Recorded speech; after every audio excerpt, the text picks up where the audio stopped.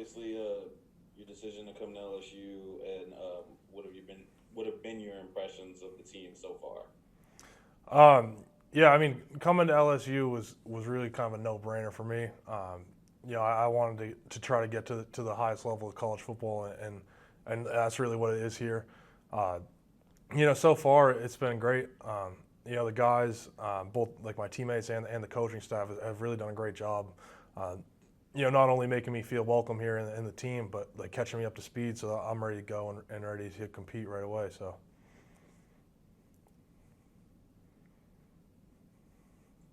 Hey, Liam, Jacques Doucet from WAFB here in Baton Rouge.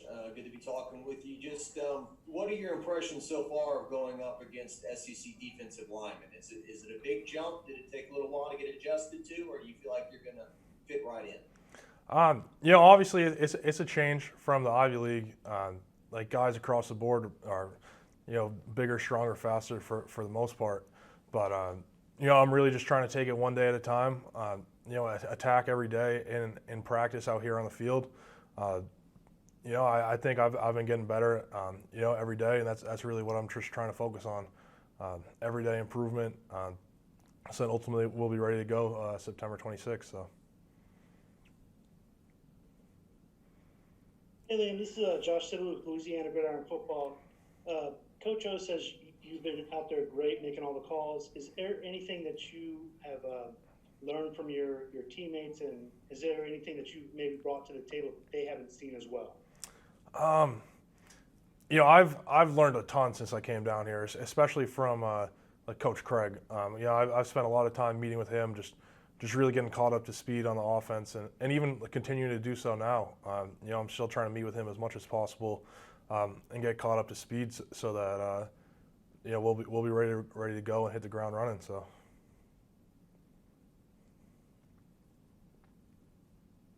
Hey, Liam, this is Glenn West with LSU Sports Illustrated. I was just curious, since you've gotten on campus and practice and everything, I mean, just what has been, I guess, the biggest adjustment for you, obviously coming from Harvard and now playing some big-time SEC football? Um, yeah, just like you said, coming into the SEC is an adjustment from the Ivy League. So just across the board, really everything there. I'm just trying to do everything I can to be as best prepared day in, day out. To where I'm doing the best that I can to improve, not only myself but us as an offensive line and as an offense. So that's really what it is. So. Hey Liam, Wilson Alexander from the Advocate. Hope you're doing well. If I'm not mistaken, you had to quarantine along with a lot of the rest of the offensive linemen a few weeks ago. If that's true, just what was it like going through that experience, not being able to practice for a while, and kind of what was the conditions like of quarantine? Yeah, so that was tough. Obviously that's who knows what's going to happen. That's just what it's like this year. Unprecedented challenges, and obviously it's unfortunate. We don't want to miss a week. I especially don't want to miss a week. I'm trying to, I'm new here. I'm really trying to get caught up, so I'll be ready to go for the year. But just being able to adapt and persevere through circumstances that. That you obviously aren't ideal, but luckily we came back since then, and we're back at it. So. Hey, man, Brooks Kadena from the Advocate. Good to talk to you for the first time here. Just tell us a little bit about yourself. I mean, you're from Boston. I mean, I read through your bio that you were a groundskeeper at Fenway Park. What was kind of your life before you came down to Baton Rouge? Yeah. I was really a Boston kid. From a little bit outside of Boston, Massachusetts, going to Harvard. So coming down here for the first time, it's really a bit of a culture shock for me. But at this point, I'm pretty well adjusted to it. I'm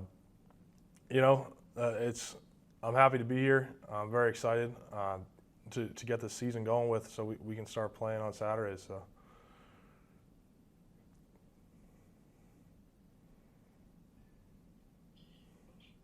Hey Liam, this is Garland Gillen at Fox 8 in New Orleans. Have you been primarily working with Miles Brennan at quarterback from the start? Have you been working with the first team since you got here? How fast did that come about that you were working with Miles? Yeah, I've been working with Miles since basically the first day that we were in football school. Once we were able to get going as a team and get out on the field and get it going. So Hey, Liam, Brody Miller with The Athletic. I mean, obviously, you're coming in and you're also coming in at center of all positions where you're making the calls, all these things. What's just it been like, Jeff's learning to get to know all these other offensive linemen and trying to take like a leadership role there? yeah, I mean it's been great. Honestly, I'm lucky enough that the guys that we have in the offensive line room, like they really did a good job of kind of accepting me and really making me feel like a part of the unit. I'm fortunate enough. I've been through a college football program at this point, so I have a pretty good understanding. I feel like of a lot of like the general concepts and whatnot that we kind of have in our offense here, which has made the transition a little easier. So.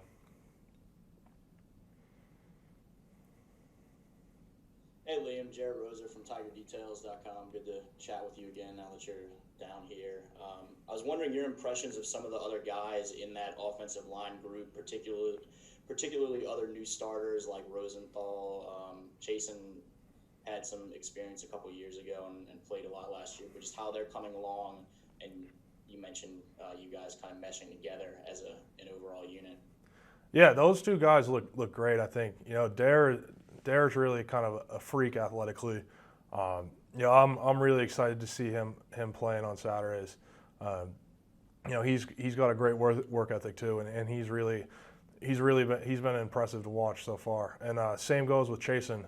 I think that we really have a lot of talent in the offensive line room, and kind of like you said, what we've been doing is just really trying to get in a rhythm and a groove together, being able to work in unison as a group of five, and we still got to attack every day.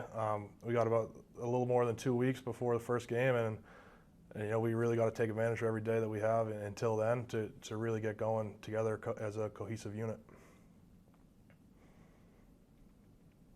Hey Liam, this is Shay Dixon with 24/7 Sports. You've talked about making the transition and kind of been eager to prove yourself. I think that would be the case for a lot of the guys who are back on the team with kind of a national storyline that LSU lost all these guys from the national championship team and there might be a fall off. Do you sense from your teammates in the locker room that guys are playing kind of with a chip on their shoulder or looking to something to prove? Yeah, I would say yes to that. One thing that we've kind of been talking about is, last season obviously was a historic season, a great season. Like you said, there's a lot of new guys stepping up, and we're our own team now, so we really have to turn the chapter and start writing our own story now, which is really why it's so important that we go out every day and don't waste any time. Take advantage of every single time that we're on the field, because there's new guys that are stepping up, and we have the guys that are capable of doing so, which is why we really just have to take advantage of all the time that we have. So.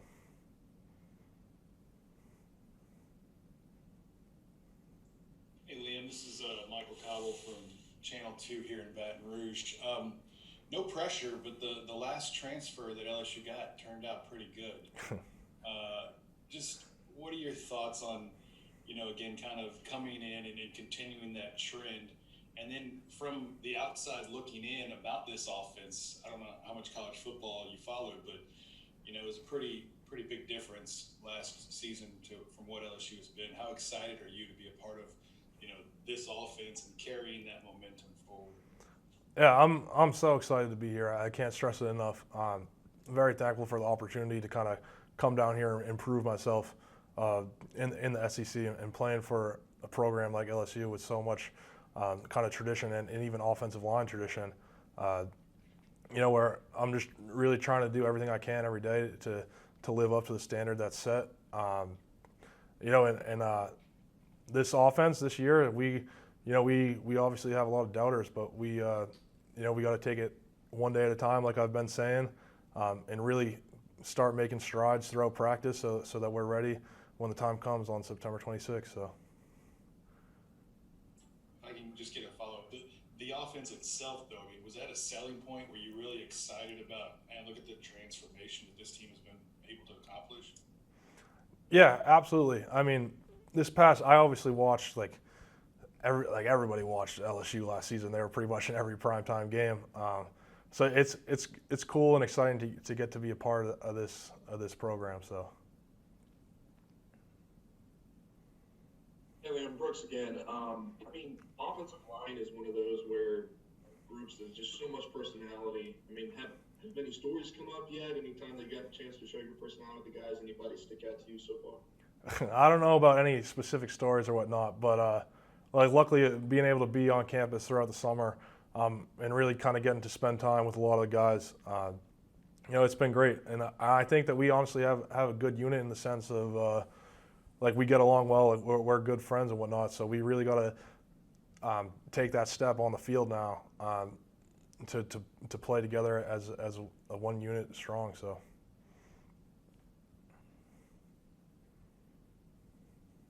Hey Liam, Paul Boron from Cox Sports Television. I wanted to ask you, kind of piggybacking on Michael's question about the offense. How does this offense fit what you do? Maybe what was the biggest adjustment for you coming from the Harvard offense to this offense as far as blocking or whatever that's different for you? So the biggest change for me has definitely just been going to center because I never played center at Harvard, but when I signed here, I knew that was a possibility and I was excited at the potential for that to happen.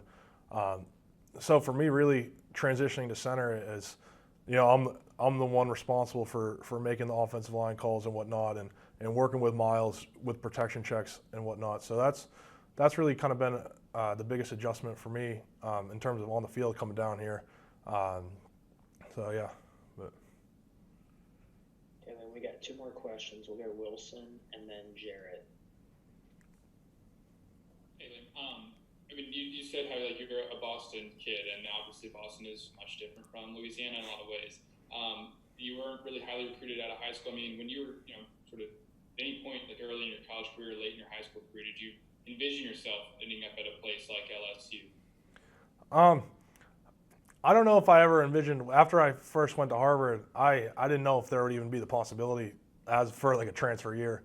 I always, even going to Harvard though, I had big goals for myself. I wanted to really maximize my potential on the football field, which luckily enough for me, it's ended up here in Baton Rouge. So.